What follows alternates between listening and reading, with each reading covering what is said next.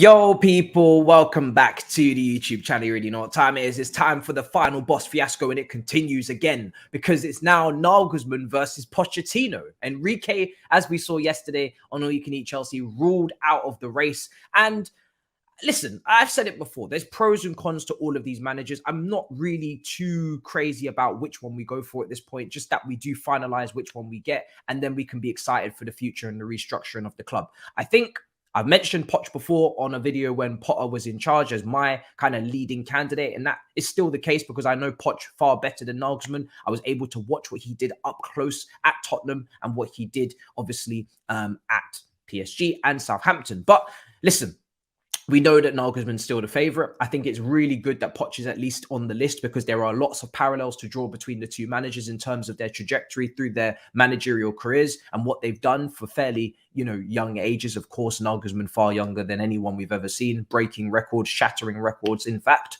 And I feel like Christopher Vell is, of course, leading that charge for Nagelsmann. And as expected, the director and the manager do need to be singing off the same song sheet. It applies with Pep and Tiki. It applies with Arteta and Edu. It applied with Klopp and Edwards. It's very important that your manager and that your director are building the same plan, that they're on the same course. Because at the end of the day, the players and the manager and the director that selects those players all have to buy into the same thing and all have to work in the same system and in the same philosophy and ideal and principles. So they will know how to recruit better for Nagelsmann than anyone else, and Nagelsmann will know how to work with the players they recruit better than anyone else because of previous working relationships. And I do think that's important. And I don't think that makes him a yes man. If I have concerns about Nagelsmann, it's more about handling the playing squad. If he wasn't to get off to a great start, because usually he does, right? Usually Nagelsmann just gets off to a flying start. His winning percentages at all of his clubs show that. But this is Chelsea. We're a special club, and sometimes things go incredibly wrong. In fact, most of the time things go incredibly wrong. And I would worry about if he was to get off to a really poor start. And I wouldn't even fully, blame him if he was to. I've already stated, I think our preseason is going to be a mess. I think it's going to be really, really difficult for any manager in our preseason, upcoming, with all of the players coming back from loans, with all of the sales that need to be made from Paul Winstanley and Lawrence Stewart. And hopefully they get cracking and they sell hopefully 10 players before the manager even rocks up into Cobham. But it's going to be a very difficult preseason. And it's a preseason I'm going to speak about later on in the video. But I do believe that if he does get off to a strong start, we should be fine. There shouldn't be any issues if he gets off to a strong start. He's got the tactics, he's got the philosophy, he's got the principles in place that he wants to implement on the team. We know that he wants his wingers to be in that box. We know that he wants to counter press. We know he wants to dominate central areas. We know that he ideally would love to obviously play out from the back, and that would be an interesting to see who we go with in terms of the goalkeeper situation, etc. But really what is important as well is the fact that, like I said, he's worked with these people before. So patience should be at an all-time high. I think the pressure is more on the board and Bowie and Egbali than it is on any manager that comes in, purely because if the manager doesn't work out, the buck stops with you. And you're going to have to answer to the fan base if you make another wild early sacking. That's going to be the real issue there, because longevity, stability, all of these things were kind of promised on the route to success, on the road back to success, on the road back to trying to get to the top of the Premier League.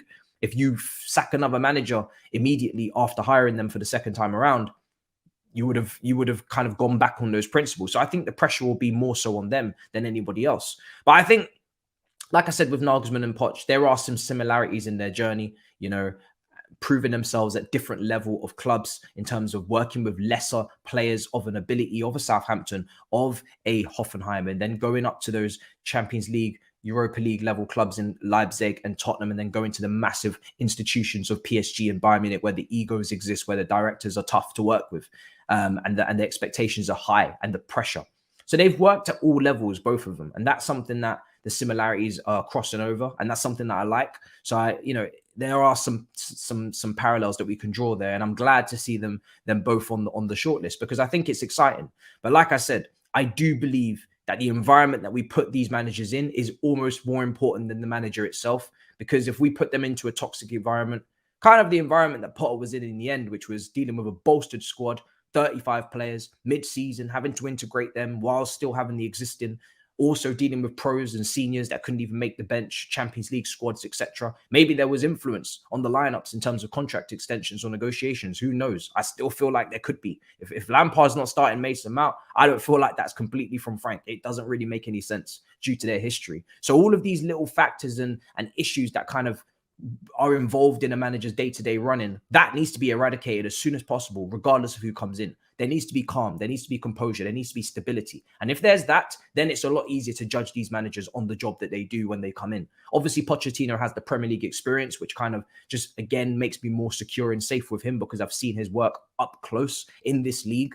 And he did an incredible job in this league. In league campaign, he did an incredible job. In terms of the points accumulated at Tottenham, it is slept on. And I've said it before, he's very disrespected and disregarded because of the badge that he represented, not really because of what he did.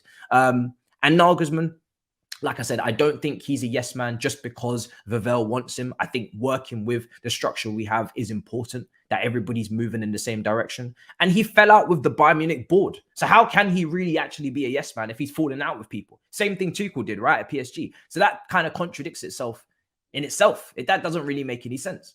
And he has demands. I'm sure he has demands. There's reports saying that he wouldn't come before the summer, that he wants to also know what the project is and what we're actually planning to do. I don't think he wants to just throw his very young but successful career down the drain at a Chelsea job that he didn't really make sure the T's and C's were crossed and make sure that he understood the full severity of what he was getting himself into.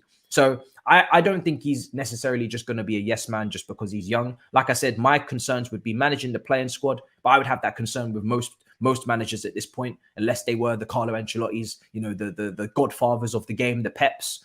And then also, I would have my concerns about how many systems and how many, you know, different kind of systems he deploys and implements over the course of the season. He does like to tinker. He does like to chop and change. Now, the thing that will be in both of these guys, if whoever's to be appointed, in their camp is the fact that we do not have European football next season. That is confirmed. We're not going to make the top 7 and we're out the Champions League. So there's more time to implement tactics on the training ground at Cobham in between fixtures. And both of these guys are very tactically astute. They both will have their own little things that they'll want to implement. And I'm glad that they're going to get the time to do that. I would have preferred to have European football purely because I don't think we should turn our nose up at Europa League. I think we've won it twice. We've been in it twice. And I would have enjoyed and loved to be in it with the young players coming through, the Andre Santoses, the Carneys, the Maduekes, the Mudriks, for all of these guys to get minutes in those competitions as well, to build up confidence, to take into the Premier League. Go and stat pad against a Microsoft Excel. Go and stat pad against a Windows. Go and stat pad against a Dell. You know, go and do it. Because then when you come to the Premier League, the confidence is there, the competition for places, people are getting game time, you know, but it just means that we're going to have to shrink our squad even more, condense and compress the crap out of this squad. I don't want to see more than 23 players rock up at the start of the season. There would just be no need for them. There would be absolutely no need for them to do that. You know, we've got a lot of players coming back from loan, and it will obviously be down to, you know, the highlighted Stewarts and the Winstanleys to get rid of said players. But even before the managers arrive, it would be great to know, whoever the manager is, that these players, some of them at least, are gone. And that's going to be a difficult task in itself, just to wages and etc. But in terms of these two managers, like I said, at this point, I have my preference, slight preference. I know that the fan base won't like that one. And obviously the crowd at Stamford Bridge maybe not take a piece or a liking to him.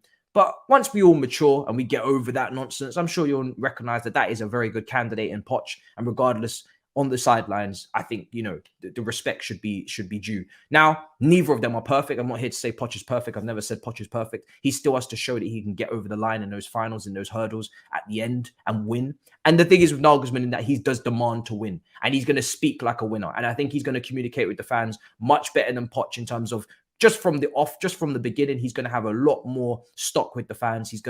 The fans are going to take a liking to him immediately, whereas Poch is going to have to kind of earn the fans' loyalty and trust. And that's not a position that you really want to work from in any case. Now, of course, if you can prove the people wrong, fantastic. But it's much better to just get off to a great start and a great footing with the fans. And Nagelsmann will definitely do that. His win percentages tell me that he's not here to piss about. He's not here to tell us that it's going to take 2-3 years to see his philosophy and his identity. He is the type of person that is going to demand wins on the board immediately.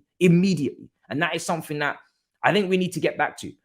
A process, a project, fantastic.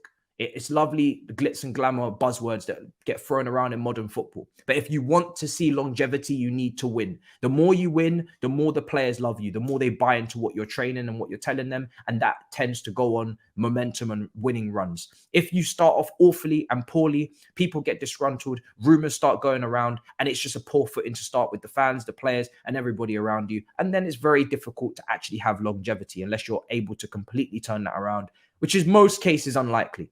And we've seen that this season.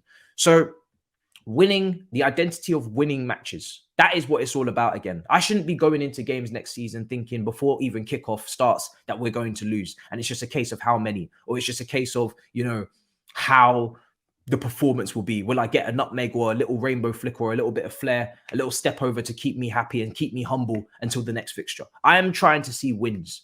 I'm trying to see wins. It's not to say that I expect us to go and win the league. I don't, because I think our preseason will be extremely difficult to contend with. I think that, listen, we need to make a lot of sales.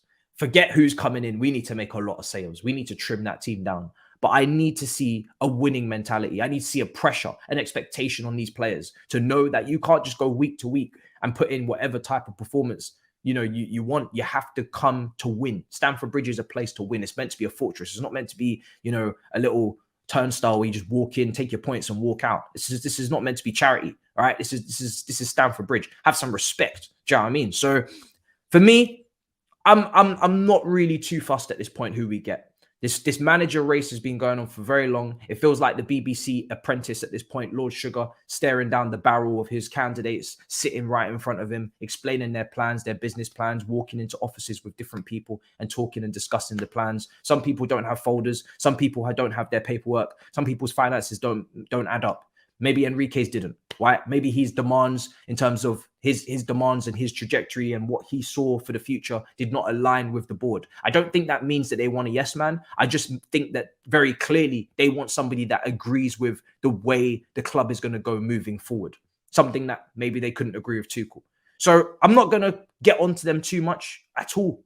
If anything, as long as they appoint one of these guys or whoever they're going to appoint, get it done soon. Because like I said, this apprentice series has been going on for quite long enough. Because the quicker somebody gets appointed, the quicker they can start to have those whispers, have those words with the directors and say, I want him, I don't want him, I want him, I don't want him, and so on. And the quicker we get those conversations going, the quicker we can start to kind of separate the squad out a little bit. I think towards the end of the season, we're not playing for anything. We're not going to get relegated, as much as I joke about the 40 points. The best thing that Lampard could do is have his earpiece on, like we're in Ant and Dec Saturday show. Let him know in his earpiece, whether it's Nagelsmann, whoever it is, let him know who you like. Let him know who you don't like. Let him know what formation you want to play next season. Let him know what system you want to play. And like I said, you're not going to be here until the summer, but tell Frank, and Frank, you put that on the plate.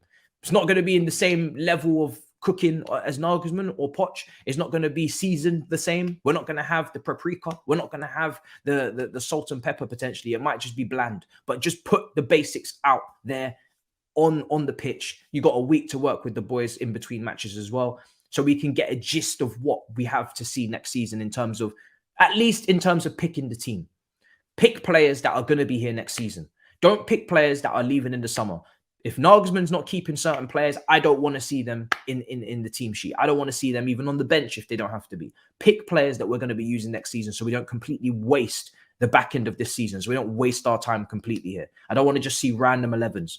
Have some purpose with this team selection. Have some purpose with this play. How are we going to play? Try and put that together in the basic format so we can at least use this period as a preseason. Use this as an extended preseason for the summer upcoming. So that's how I see things. Whoever we go with at this point, I'll be happy enough. They would be better managers than the last two that have been appointed for interim, and obviously in Potter. And I'll get behind that manager because at least I can see credentials and quality previously at the highest level. And if we fail again, then I guess we move. guys, make sure you subscribe, make sure you smash up the likes, and make sure you let me know in the comments down below, who do you prefer? Do you prefer Poch, which is the controversial option that I spoke about weeks ago, or do you prefer Nagelsmann, who of course aligns with the recruitment staff, etc.? At this point, just get somebody in. Big up your damn selves. Make sure you subscribe if you haven't already. In a bit, people. Peace.